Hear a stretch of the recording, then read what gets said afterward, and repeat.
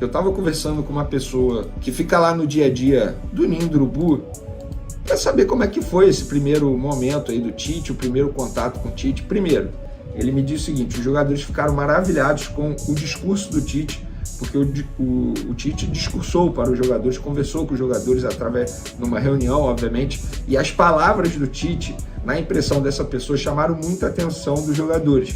Os jogadores estavam extremamente focados. Inclusive, o atual elenco do Flamengo estava sentindo falta disso, porque o antigo treinador, o Sampaoli, isso não é uma crítica, é um estilo de trabalho do Sampaoli, ele não tinha o hábito de conversar, de se comunicar com os jogadores.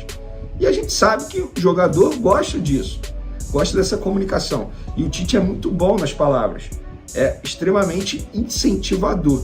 E uma coisa que me chamou muita atenção, quando eu estava conversando com essa pessoa que fica lá no dia a dia do Flamengo, ele disse o seguinte: Vene, em poucas horas de Tite aqui no Flamengo, ele deu mais bom dia do que Sampaoli durante meses. A gente pode até achar engraçado, curioso essa declaração, essa aspa dessa pessoa. Só que se a gente for parar e analisar, isso faz muita diferença no dia a dia. Eu não tenho dúvidas que o Sampaoli é um bom treinador. Eu sei que muitos vão me xingar aqui: como assim Sampaoli é um bom treinador, nunca ganhou nada? Não, ele é bom treinador, ele entende de futebol.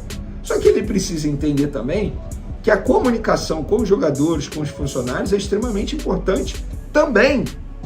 Isso faz a diferença. E os jogadores gostaram bastante do primeiro contato do Tite, no discurso dele.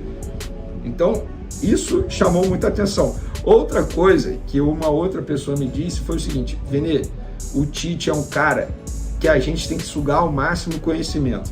Até ele almoçando, eu quero ver como ele segura o garfo. Olha isso, gente, a grandeza do Tite dentro do CT Ninho do Urubu. Isso quer dizer que vai dar certo com certeza? Não! Não é uma forma certa, não é uma receita certa.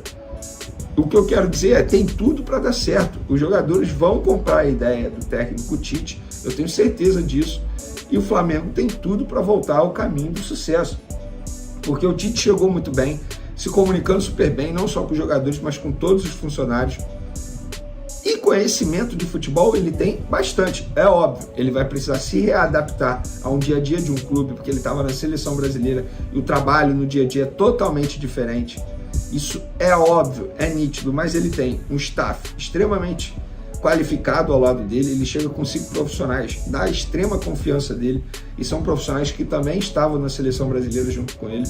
Ele tem conhecimento de futebol, ele é um bom gestor de grupo. Eu acho que tem tudo para dar certo. O Flamengo fez muito bem em contratar o Tite, na minha opinião. E para os corintianos que estão dizendo que o Tite é um traidor porque não aceitou ir para o Corinthians e aceitou ir para o Flamengo mesmo depois de dizer que não trabalharia em 2023, gente, na boa, corintiano, para com isso. Eu quero saber da onde vocês tiraram que o Tite tem a obrigação de treinar o Corinthians toda vez que o Corinthians fizer uma proposta ao Tite. Eu, se eu sou o Tite, eu nunca mais volto ao Corinthians, sabe por quê? Se ele voltar, ele não vai conseguir fazer o trabalho que ele fez anteriormente. E esse endeusamento em cima do Tite vai acabar.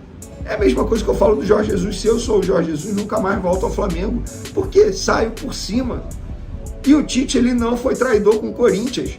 O Flamengo convenceu o Tite porque o Flamengo apresentou um projeto maravilhoso para ele, porque o Flamengo é o melhor clube que ele pode assumir no futebol brasileiro.